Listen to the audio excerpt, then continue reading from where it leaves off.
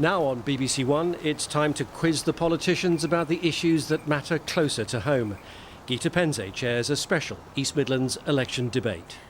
From terrorism to Brexit, schools to hospitals, tonight we have a special East Midlands Today debate on the issues that matter to all of us here.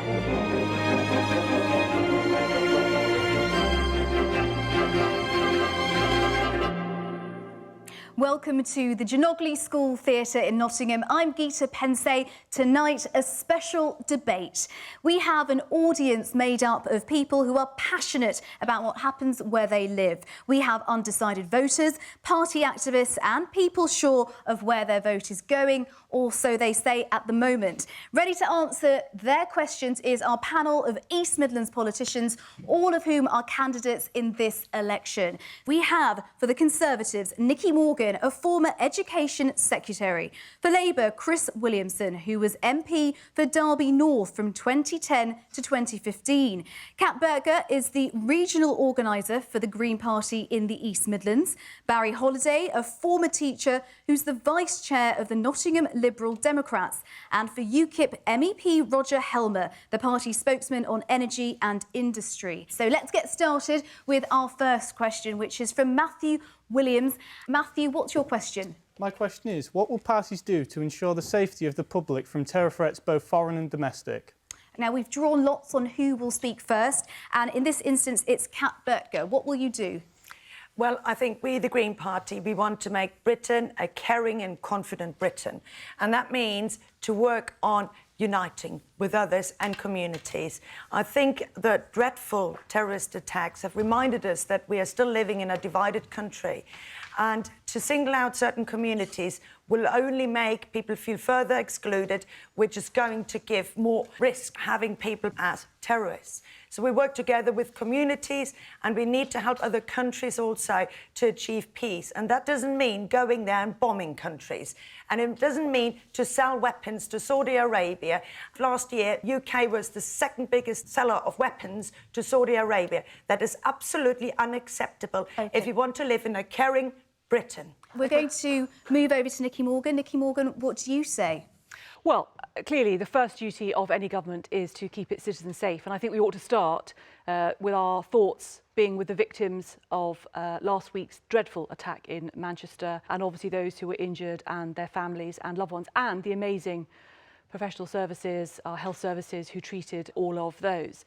But as I say, governments are there to keep people safe, and that means both investing at home and abroad. Of course, it means investing in our police and in our intelligence services.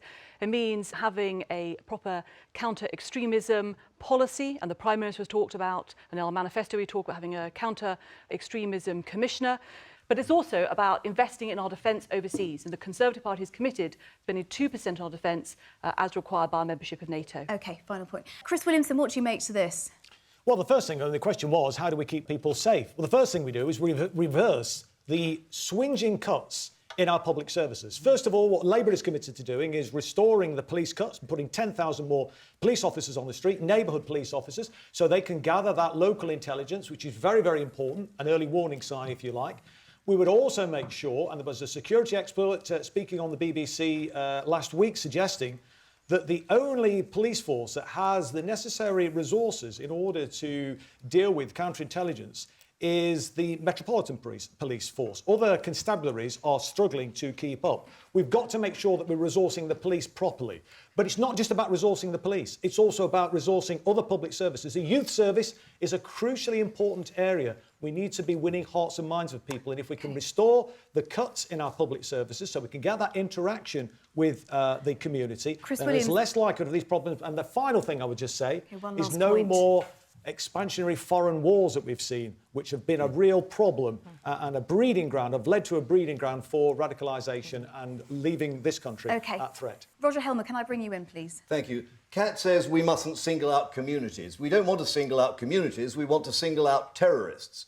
And what's more, we reject the suggestion from Labour that the terrorist problems that we have are simply a response to foreign wars, because they started before the foreign wars, and they've also taken place in countries that have not been involved in foreign wars. Roger? That isn't you true. just did. That chap called Jeremy Corbyn. No, he for a hasn't start. said that, actually, Yes, he Roger. has. No, yes, he I'm has. sorry, Read the you are paper. Read the misrepresenting report. what Jeremy Thank You just did, Chris. You just linked the two together. Roger, respond, exactly please. exactly what he Well, said. You just linked the two Roger, together. please respond. If I may resume, the important thing to realise is that the security services tell us they have 3,000 people on a watch list and over 20,000 people who have, as they say, come to their attention. And we cannot have these people on the streets. I was very struck by a report 2 days ago where a Muslim senior police officer from the Met actually said, we cannot go on like this with these people on the streets. We've got to find a way of taking them off the streets. I have to say that is not my party's policy, but it's an area that I strongly believe we need to discuss and look at and find a way of doing it. OK.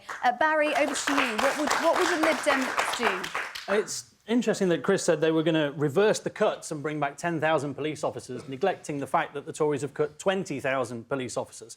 So not really reversing the cuts, it's merely halving them. The Liberal Democrats have committed to spending £300 million into additional community policing, which would reverse the cuts. We're also committed to staying in our reciprocal deals with the EU crime database, which we've said just recently would leave us more at risk if we left. We would increase and keep our foreign aid budget at 0.7% of GDP so that we can help people where they need the help to reduce radicalisation at source. Works jolly well, doesn't it? We would give the police the pay rise that they deserve, removing the 1% pay cap so that they feel valued and we keep the best officers. We would replace the failed prevent strategy, which we've seen is not working, but is merely funding and providing more division in society. OK, Barry, and we would last ban point. our sales to Saudi Arabia, as Kat said. OK, brilliant. I'm going to go to some members of the audience because we've got some hands up over there. Gentleman in the suit and tie. Roger, no one obviously wants to take away the guilt of terrorists. They are absolutely individually responsible for what they've done. But how can you honestly stand there and say that foreign interventions in places like Iraq, Afghanistan, Libya, where the perpetrator of the Manchester attack was actually in Libya a few days before he committed what he did, which are breeding grounds for terrorists now, don't have anything to do at all with the increased terror threat in this country? You're lying to people, Roger. No, absolutely not. I repeat that ISIS offences or Islamic terrorist offences had taken place, it was Al-Qaeda in those days, have taken place before most of these foreign wars. And I also stress, I mean, ISIS have just killed, was it 23 Coptic Christians, most of whom were children, in Egypt. Are you telling me they're reacting to Coptic Christians because of the foreign policy of the Coptic Christians? No, it is absurd. It isn't true. OK, is there anyone else who'd like to make a point? Yes, sir, you with the blue shirt. The idea that ISIS has a foreign policy beyond just killing people indiscriminately is kind of silly, to say the least. I didn't say that ISIS you has a said foreign that policy. if they kill Coptic Christians. Yes. And you don't see a reaction to that. They kill Coptic Christians because they kill anyone who isn't of their own twisted ideology. I don't understand. So in that case, you're saying they're not doing it because of foreign wars. They're doing it because of their twisted ideology. I agree. I'm going to go back to the audience because I noticed, gentleman over here, you had your hand up. What would you like to say? I think one very important point here is that there are 3,000 recognised extremists that are free to roam the streets. What we hear every time there is such a terrorist attack is that he was known to the police. He was one of these 3,000. So I think Roger made a very good point, and I didn't hear that from the others, that we should really get these 3,000 out of the streets. They are recognised extremists. They are people that are actively plotting terrorist acts. Why are they free? OK. Well, Barry, what would you say to that? Because I think in the manifesto for the Lib Dems, one of the things that you say is that you'll roll back state surveillance powers. Correct. So, what will your approach be? Well, one thing I would like to just pick up to the Nottingham City Chair of UKIP is that there is a difference between guilty of a crime and known to the police. Yeah. If you are known... Thank you. If you are known to the police, it means you are known to the police. I'm known to the police because I've got a speeding offence. That doesn't mean I should be taken off the streets and stopped from driving. People are taken off the streets when they are guilty. When they are guilty. So you leave them until they commit the offence. However, our police are bomb. struggling because they haven't got the money, because they've been stripped of the money by the Conservatives, which is why we've committed to fund them appropriately, keep the best officers by giving them a pay rise, and put £3 million into proper local policing. That approach, that knee-jerk approach that you've just suggested, sir, we know from relatively recent history does not work. We had internment in Ulster, and it led to an increase in tension, it led to an increase in resentment. And what we've got to do is start to win hearts and minds and stop people being radicalised in the first place.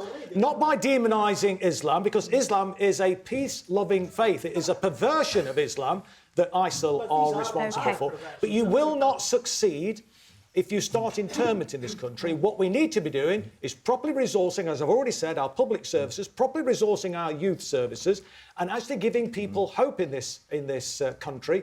And if you've got the right resources for the police and the counterintelligence to actually deal with these problems, you stop the problem from occurring in the first place. And the young man that committed that atrocity in Manchester last week was, as you say, known to the police, and indeed, on Theresa May's watch, allowed to leave this country and go to Libya.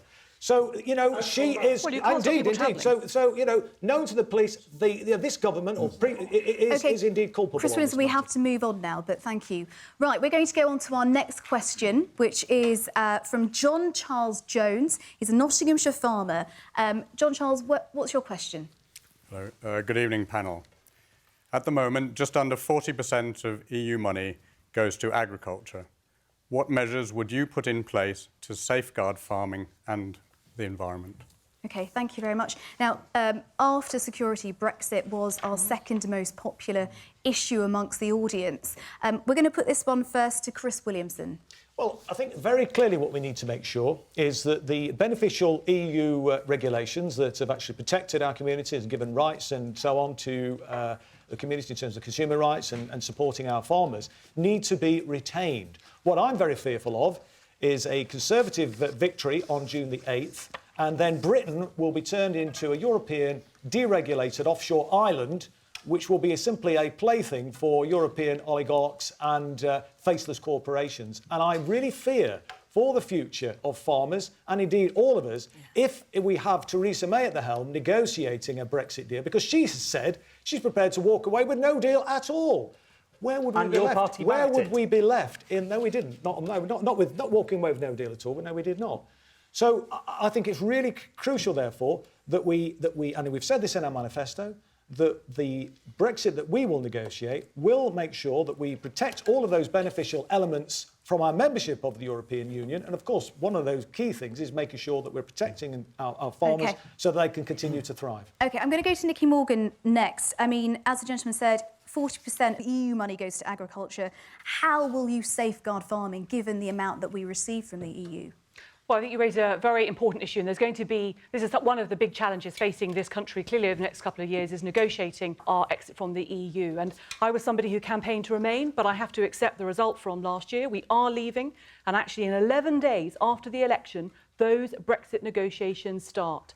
And I'm afraid I cannot imagine, in fact, I don't even want to think about Jeremy Corbyn leading a team of UK negotiators into the room to start that. It will be truly terrifying for this country and for the farmers. But Nicky, Theresa May is the person who can negotiate. Now, we have already said that we would safeguard the amounts that we paid to farmers for the next few years while those negotiations Only are for the continuing. next 2 years. And then the important thing, well, that's because the negotiations are going to last for 2 years. Every conversation I've had with the Prime Minister, she has talked about wanting a negotiated agreement, a deal with the EU, and she has been also very clear that the farmers and our farming and rural communities are a critical part of getting that right. I think there is only one team who can lead those Brexit negotiations and get the right deal for this country. Roger Helmer, can I bring you in? What would you do? Well, thank you. Can I just briefly respond to this idea of walking away with no deal? There's no question of walking away with no deal. The worst case, if you like, is WTO terms. Britain trades with America on WTO terms. Most countries around the world trade with each other on WTO terms. It is not as good as having a free trade deal, but it ain't bad. I want to make that point. On farming, we place a very high value on farming. We're concerned about the issue of food security. We're concerned about the balance of payments, of relying too much on imported food. A lot of people think that the European Union is very generous with farmers, but if you look at the statistics from around the world, you find they're only sort of in the middle of the range in terms of the percentage of GDP that goes into farm subsidies. Some other areas have higher levels, some have lower. Certainly, you cannot ask British farmers to compete in world markets unless they are supported at broadly the same level as everybody else is. So I think the Conservatives are right in this, if nothing else, that they're maintaining those payments for 2 years. I think they ought to do it for longer than that. The other point is we want to carry over the regulations, says our Labour candidate. Well, the whole point of leaving is that we have regulations that are appropriate to our country. And when I talk to farmers, which I do quite a lot, they say they welcome the money from the European Union, but they are up to here with bureaucracy and people going around with clipboards and cross-compliance and all those other things they have to worry about. We need a simpler and more straightforward system, and Brexit will enable us to deliver that. OK. Kat Burtko, what do you make of that? You know, less bureaucracy, it'll be clearer and farmers will benefit. It's ridiculous to claim there's less bureaucracy. You know, when you trade with America at the moment, you actually have a lot of bureaucracy because you're not in a trade agreement. You haven't got the single market. But bringing it back, my boyfriend is a farmer. I feel quite close to that subject. And the Green Party is standing. We want to offer a second referendum on the negotiated deal, including the option of staying in. So that's the first thing. And I feel very passionate about it as an EU migrant myself. This is a really important Europe for me. Secondly, there are different issues farmers are facing, including supermarkets working like cartels, pushing down prices. My boyfriend has got currently a big lorry full of carrots, which he paid £50 with because supermarkets weren't going to take that. So we need to tackle certain issues farmers are having at the moment that go beyond the EU anyway. Also, EU funding have been neglecting smaller farmers, medium-sized farmers, and as well tenant farmers. Those are areas we need to be really looking at and working to make farming actually pay. OK. And finally, yes, we would be replacing EU legislation and funding, absolutely necessary, although there's some changes are necessary, as I said, because there are problems. OK, all right. Look, I'm just going to go to the audience before we go to the rest of the panel, just because I've had a few hands up. Sir, what do you want to say? Well, I think that the funding that we're paying to the European Union, the billions of pounds that we're paying out now, we're paying it to them and they're giving us money back for our farmers. Well, we'll have our own money to subsidise and help our farmers. And I will be very concerned if we enter the situation after 2 years where we negotiate farmers' benefits away in order to get something else from the European Union. We need to stand on our own feet, we need to support our own farmers, and we need to make sure that the money that we're giving to Europe at the moment comes back to continue to funding our farmers. OK. Barry Holiday, what will the Liberal Democrats do? There's a couple of points I want to pick up before I get back to John's question. Don't worry, John, I have got a good answer for you. Kat says that we're going to have a second referendum. Actually, if we're keeping count, it's the third. We had one in the 70s when we joined. It's not a second referendum because it's not a referendum with the same question. It's a referendum on the deal, which is why it's Liberal Democrat policy. To have a referendum on the deal, Duncan Davies himself, the Brexit secretary from the Tories, used to recommend a double referendum... Is it David? I do apologise, I don't keep track of the Tories. A double referendum strategy, where you have one to leave and then one on the deal. We want that as well, and we will campaign to remain, because that's the best thing for our farmers, to keep the 40% of that money and support our farmers with access to the single market as a full member of the European Union. So, Barry Holiday, your answer is essentially to remain, but given that we are campaign for remain, leaving... I have not changed my opinion. OK, all right. Is there anyone else in the audience before I go to the final panellist? Yes, sir, you've got the grey shirt. Yep. No, I just want to say to Roger Helmer, you just said we trade with America on WTO terms, solely WTO terms. That's not true. That's factually completely untrue. There are dozens of trade agreements between the EU and America, the EU and China, which go well beyond WTO terms. To suggest we'd be okay... There is no EU-America trade agreement. There is no free trade agreement. But it's failing. Roger Helmer, there are dozens of trade agreements. You can see this on the There are European Union's individual treaty deals in database. individual areas. Have you ever looked at the European WTO Union's terms. treaty database? Have you ever looked at any sources for what you're saying, or are you just saying things that are rhetoric? It is true there are individual agreements in one or two individual product Which areas. is not what you said earlier, is it? But the broad position is that it's WTO terms, and the broad position for most countries trading with most other countries is WTO terms.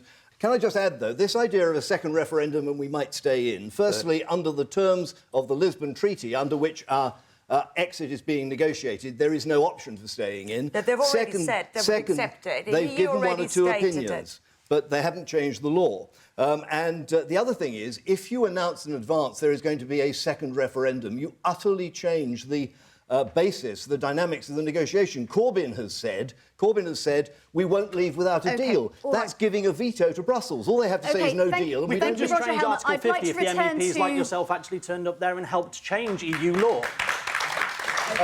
Can I just challenge the implication there? Are you suggesting I don't attend and change EU law? I'm afraid I don't know your voting record, Roger, so I couldn't... Please go away and check it. All right, I need to return back to the audience, and I'd actually quite like to go back to John Charles Jones, who asked the question. Can I ask you, what are your fears? You're a farmer, you're in Nottinghamshire. Why did you ask this question? One of the key responsibilities of any government is to provide food for its population. With Brexit, we need a very clear policy as to where our income is going to come from. Thank you very much. And our next question is from Lisa Clark, who is a nurse here in Nottingham. Lisa. There's a recruitment crisis in nursing. How would your party ensure there are enough nurses to make sure there is care, given the intended end to student nurse bursaries, wage freezes and reducing immigration? OK, thank you, Lisa. And, I mean, the NHS was clearly very high up on the list of all our audience's concerns. Roger Helmer, what would UKIP do in answer to what Lisa's saying? Yeah, it's a very important, a very serious point. We know the important contribution that foreign nurses from Southeast Asia, from Africa, make within the health service. That goes with also a moral question, though. Is it right that Britain should be hoovering up what amount to low-cost nurses who've been trained in poor countries where they have difficulty affording the training, and then we, as it were, go and poach them and bring them to the UK? So we ought to be training more nurses, just as we ought to be training more doctors. And the point that I would make, you're going to say, where does the money come from? When we actually stop being a member of the European Union, and there's a net saving of about £8 billion, we believe we should be spending less on foreign aid, so there are several billion more there. We believe we should cut vanity projects like HS2, which was said to cost 50 billion, but is more likely to cost 80 billion. We're not against investment in transport infrastructure, but we think that's purely a vanity project. We don't think it should go ahead. Then we will find the additional funding to do these things, which I think we all agree we ought to do. OK, Roger, I'm just going to go back to Lisa for a second. What do you make of what Roger is saying? Well, as a nurse, and I think as any NHS employee is just a little bit sick of hearing of all this money that's going to come back from Europe. What was it, £350 billion on the side of a bus? Lie. Yeah, we all knew at the time that that was a lie, and it was clear it was a lie on the day that the result came through. I just, I think... It was a gross figure, not a net figure, but the fact is, when we leave the European Union, there will be... It wasn't our bus, by the way. Let me stress, it wasn't our bus, and Nigel Farage has repudiated it. But there will be substantial funding available after Brexit, obviously not before Brexit. And by the way, if the Conservatives have the courage to stand up against this proposed divorce bill, which is the most outrageous thing to come out of Brussels for a long time. Why don't we bring Nicky Morgan in, but on the question that Lisa asked, which is, how are you going to help nurses provide care given the intended end of student nurse bursaries, wage freezes and reducing immigration? Well, I will answer that. Just, I have to say, if you have to put a caveat on what's on the side of a bus, that tells you that actually that campaign slogan isn't worth the bus that it's written on.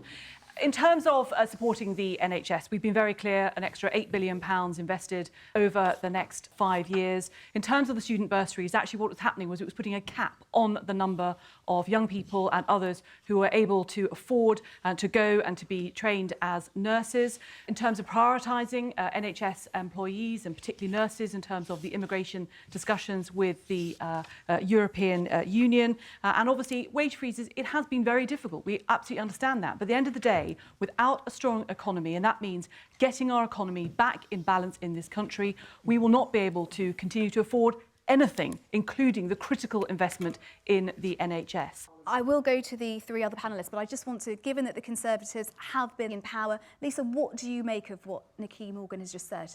I'm absolutely livid, to be honest with you. When I trained 25 years ago as a nurse, I trained alongside nurses that were working mums who were coming back into a profession, who wanted to train in a profession, who had really important caring experience and were coming into the profession only because they had the support of a bursary, which was means tested, which also supported their dependents. That's gone. So that's a huge resource to the country, people coming back, coming into a caring profession with that experience. And, the public sector pay cuts, well, I can't invest in the economy because I have no disposable income anymore.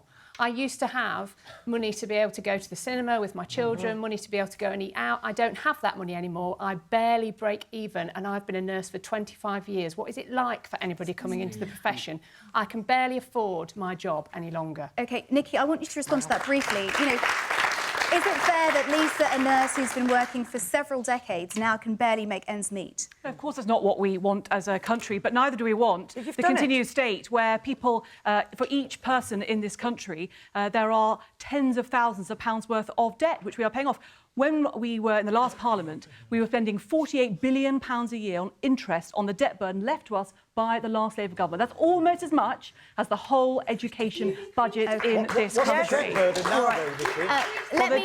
We are almost at the stage. We have reduced the deficit by 2/3 in this country. And you must understand that on the bursaries, where actually it cannot be right that actually we are not able to afford, as a country, we are having an artificial cap on the number of people being able to go into training as nurses because we cannot otherwise afford the bursaries in this country. 25% since you brought in that rule. OK, I'm going to bring Chris Williamson in now for Labour. What do you say I'm sorry, to this? Nikki is talking absolute nonsense. We are the 5th or 6th richest economy in the world, depending on how you measure it. It's about political priorities and political choices. And let's just remember, in 1945, this country was broke. Debt to GDP ratio was 250%. And Winston Churchill told Clem Attlee, don't go making any outlandish promises because we're broke, we can't afford it. But what did Clem Attlee do in the Labour government? Well, we built the National Health Service, we created the welfare state, we built 1 million homes and we secured full employment. It's about political priorities. And, you know, for Nikki to say, well, we need a strong economy, they are not succeeding, are they? She said about, you know, they're getting the debt down. They're not getting their debt down. They've added £750 million to the national debt. So clearly this austerity agenda OK, I'd like to bring another panel member in. We would restore. Well, no, we would restore the nurse bursary. Can we bring another panellist in now, please? Thank you. And thank you so much for your question and your statement, and thank you for your service. You know, well done, and well done for sticking to it, even though the Conservative of government have absolutely crippled our country with austerity, and it's time to stop this now. People need to be paid a fair wage, and the Green Party is absolutely promising you we would make your job better. We would actually fund the NHS appropriately. The NHS is the most underfunded, I think, alongside other countries within the EU. We need to pay. If we want to have a proper public service, we need to be able to pay for it. And it is NHS, we're all feeling very proud of it. It costs some money. So let's pay some money. And the Green Party is absolutely committed to stop austerity and pay for your job and service. Barry Holiday. Lisa, again, just to echo what Kat said, thank you very much for sticking at it. It's nurses like you that keep most of us alive at one point or another. I myself have had to go into Queen's as an emergency and rely on nurses like yourself, and thank you, because it really is appreciated. And thank you to everybody else for recognising what a great thing the NHS is. And I'm really, really proud to say that, don't forget, it was the Liberals that invented it, despite Labour's rewrite of history. It was William Beveridge who came up with the idea, and it's our NHS, and we will fight tooth and nail to protect it, which is why we've got a very clear policy. One penny in the pound on income tax for everybody in the country, because we all benefit. Now, that's only 45% of all earners, because most people have been taken out of paying income tax when the Liberal Democrats were in government. And that money would put £24 million just into Nottingham City alone. And that money is ring-fenced. It cannot go anywhere else. It is NHS money. OK, Barry, and part of that would be removing the 1% pay cap, so you get a decent pay, because you deserve it. All right, I'm going to go to the audience. We've got quite a few hands up. The gentleman over there has had your hand up for a very long time. What would you like to say? So, for example, how would we start targeting that money? Because I work as a street pastor on the streets of Nottingham on Fridays and Saturday nights. If I have someone who is either not breathing or is, I don't know, bleeding out, I can expect to wait at least 2 hours to get an ambulance to that. And in some cases, I've had to carry someone towards QMC. Some public services are particularly underfunded, such as the East Midlands Ambulance Service, which is obviously a big priority for us here in the East Midlands. How is there a strategy of just saying that no, the NHS is not well funded enough and we need to find more taxation, or are we just going to... where is this money going to come from? Thank you. Nikki, how would you respond to that? I think it's a really very good question, because it's all very well for various parties to stand here and promise extra money. I mean, I have to say, Chris's Labour Party believe that clearly there is a magic money tree, because it's just money for this, money for nationalisation, money for this service, money for that. Nationalisation is a free ticket. You haven't. Nationalisation is not a free ticket. It has to be. Services have to be bought. But you've asked a very good question, which is actually the prioritisation in the NHS, and I agree with you. All East Midlands MPs have been campaigning, talking to the Department of Health about the state of East Midlands ambulance services. There is something called the Sustainability and Transformation Plans, led by the Chief Executive of NHS England. It's not about closing. It's about saying, actually, how does the NHS want to organise services? Where are services best delivered? Making decisions happen within the NHS. And that's got to be right, because our healthcare needs are evolving as a population all of the time. And to think that we can have the model that worked in the 1940s working in the 21st century is simply not going to be tenable. Well, we will invest the 30 billion that the National Health Service needs, and that's a very clear manifesto commitment in this. And where's the money coming from? I want to go back to the money coming from. It's not making this different political choices, here at the front, not making tax cuts for millionaires for a start. Sir. What would you like to say? Yes, I'm 93 years of age, and I've seen life without the NHS and with it.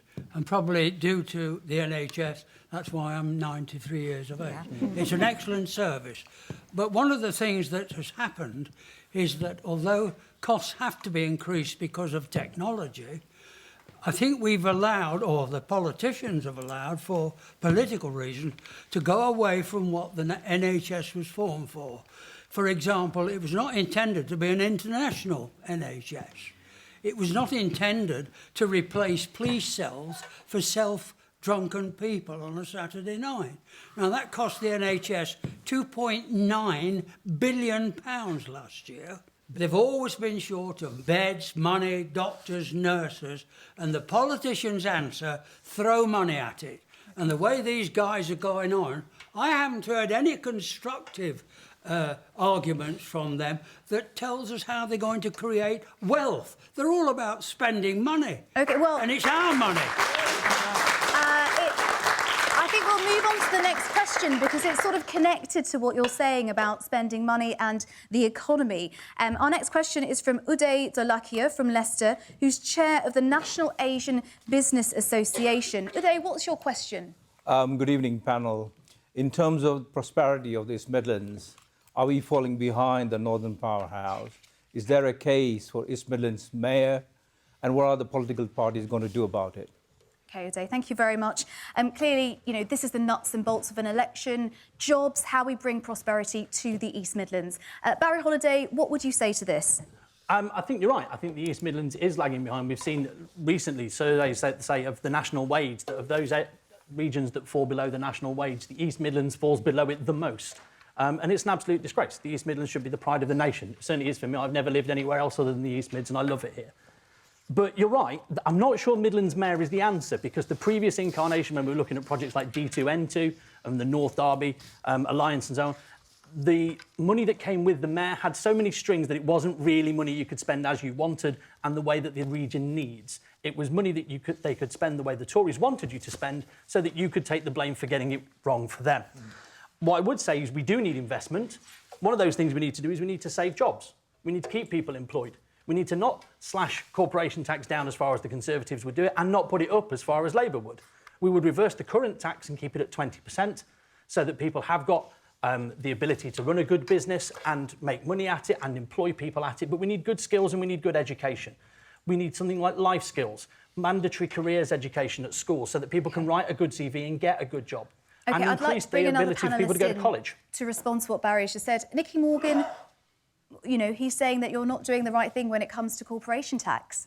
Well, I think we absolutely are doing the right thing, which is actually getting it down. I mean, the gentleman here talks about people being able to keep more of their own money, and that's the same businesses, because businesses reinvest in their businesses. What we want to see is businesses employing more people, and that's what we are seeing. I think we are remarkably successful here in the East Midlands in terms of driving growth. We are one of the most successful regions in the country. We've got the fledgling Midlands engine to rival the Northern powerhouse, and that's obviously got a lot more work to do to it to drive regional growth. I do agree there's more we can do in terms of raising aspirations in schools and about careers service as well. We have a highly successful manufacturing industry in this country. We've got 2 enterprise zones opening, one open in Leicestershire already, another one coming, I'm pleased to say, to Loughborough and to Leicester.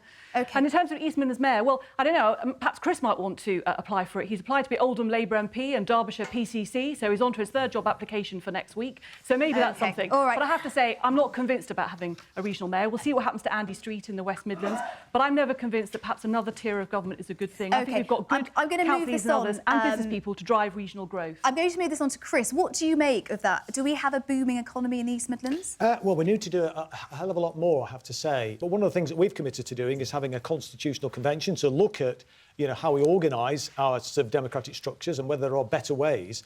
But look, what we've committed to doing is investing in our economy, making the economy work for ordinary people. Far too much of the wealth of this nation is concentrated in a tiny percentage of Nicky's friends in the Conservative Party and their supporters. And we want the economy, in this 5th or 6th biggest economy in the world, to actually be shared around a little bit more. Let's create some decent jobs. And what we've said is we'll create a national investment bank that will invest in infrastructure, that will create jobs, which will obviously help to grow the economy and put money in people's pockets. We've said that we'll build 1 million homes, 500,000 of which will be council houses. That will also create economic growth and tackle a huge social need. And we've said that we will invest in things like the digital economy and renewable energy. Okay, thank you, Chris Williamson. Growth, I'm just going to go to the audience because we've got a few hands up here. The gentleman there with the blue shirt, what would you like to say? What are you doing to encourage young entrepreneurs like myself not only start up but also grow? Because I'm looking to employ my first employee, and looking around currently, there's nothing to sort of support me in that transition from home office to commercial office. Roger, would you help him and how? That's a good question, not one that I have a planned answer for. But what we need, of course, is to get the economy of the country and of the East Midlands motoring. And we do that not as the Conservatives would do by having an industrial strategy. I love the comment I heard from a politician some time ago who said we don't need to teach the grass to grow, we just want to get the rocks off the lawn. What you will find if you're starting a new business is that at every turn there is bureaucracy, there are regulations, it is just a minefield of complexity. We have to get that simpler, and Brexit gives us the opportunity. I'm not saying, and please don't misreport me, I'm not saying you can run a modern economy without regulation. Of course you can't. But I think the general consensus of the businesses I talk to is we have far too much regulation. Can I bring Kat Berger in? What do you make of that? I mean, first of all, our Green Party manifesto is very much geared to young people, lowering the voting age and supporting young people, increasing the minimum wage for young people, stopping housing benefits, for example, not being able to apply until you're a certain age. But coming back to the economy, we need to face that we are living at a time where we're facing climate change. And this is not only a challenge, but it also gives us an opportunity. The Green Party, we have calculated that we would create 1 million jobs by transitioning to a green economy. That means investing in sustainable energy and investing in insulating homes. And these are local jobs. We know that solar energy worldwide produces more jobs than the entire fossil fuel industry does. Okay. These are local jobs, increasing the local economy, and this could make East Midlands great again. OK, I'm going to go back to the gentleman with the blue shirt who first made the comment. Can you tell me what are the challenges that you want politicians to help you with? It's just knowing what the support is there. I know there's loads of grants, but it's finding which one can I apply for. The new one that we're proposing, which is directly aimed at entrepreneur startups, which will pay your living costs for the first 6 months of you starting your own business. There's your answer. I'm not going to dance around it like everybody else does. We've got it in our manifesto, and an entrepreneur startup fund for the first 6 months. OK, lovely. And can I go to the gentleman there with the purple shirt? What would you like to say? Roger talked about the somewhat complicated environment in which business sometimes operates. Seems to me that one aspect of this complexity is the absolute chaos that is the structure of local government. I mean, you know what we got? We've got a mayor in Mansfield. We've got another one in Manchester for Greater Manchester. We've got one for Birmingham, not for Derby and Nottingham. We've got a devolution deal that's on, and then it's off, and then it's on, and then it's off again. Yeah. It's absolute chaos. And I think whoever is the next government really needs to actually get a grip on the whole issue of the structure of local government and stop all this wasted time and energy in all of these, you know, deals that are on and then off again. OK, I'm going to put that question to Nikki Morgan. What would you say to that? You know, devolution is very important, and it's very important that local areas are given responsibility, have responsibility for driving their own economic growth. But I think you make a valid point about who are the best people to do that. I actually think the best people to do that are our local businesses. That includes also our universities and our colleges and others as well, not necessarily our tiers of local government. And actually, I think one of the things that has worked really well have been our local enterprise partnerships. I was going to say to the gentleman over there that obviously the LEPs in particular can advise on grants. And of course, the other thing has been the national insurance tax breaks on taking on your first employee, because it is a big step to take on responsibility for paying the wages of somebody else. And that's something that has made a big difference. But it is very much about having local people taking responsibility, not being dictated to by government. And I do think that is the right way to go. I just want to go back to Ade about this, you know, your experience. You work with lots of Asian businesses in Leicestershire. What do you find are the big problems? You know, what do you feel isn't being done? What do you want your politicians to do? I think generally I would like to see the next government and the opposition get a grip on promoting the region. We are internationally lagging behind. Yes, there is business case for university getting money for blue sky research and everything else, but they must benefit the region as well. It is more connected internationally as far as universities are concerned, rather than the local people.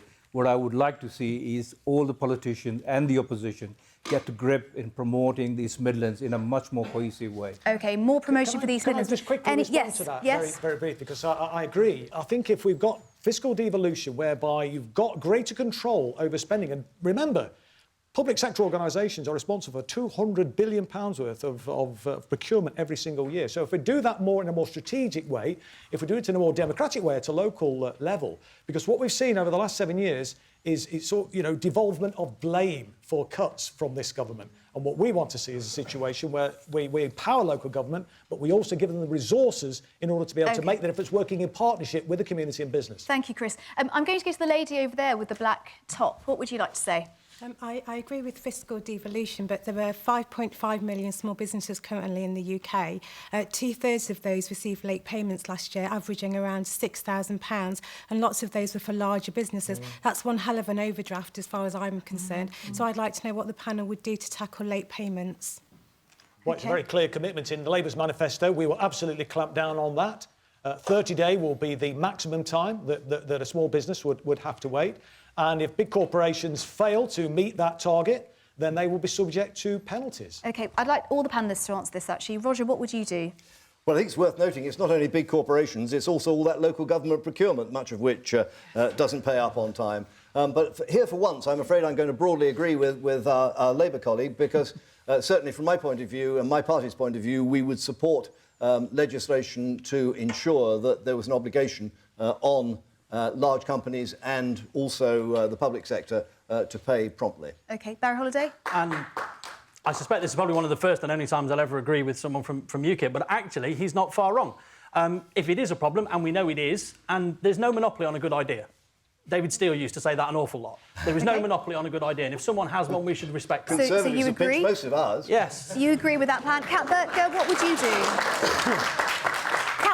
What would and the majority of the country still last for years. I similar to my colleagues here, I completely agree. This is a problem and needs to be sorted, and particularly small and medium-sized businesses have been struggling a lot, and we need to really make sure, because these are the forces in local economy that are really driving forward, and we appreciate it and we need to support you. OK, a rare moment of agreement from 4 of our panellists. Nikki, what do you say? Well, look, I think, of course, the principle is absolutely right, and I think the point made about local government paying up, there's already legislation in place, and actually, I think this is one of the examples where there's a limit to, you can have all the legislation you want, all the stuff in statutes, but actually if people still aren't paying and aren't flouting the law, then actually you've got to get into enforcement, changing cultures and changing hearts and minds to make it simply unacceptable to pay small businesses You supporting late. Labour's policy then?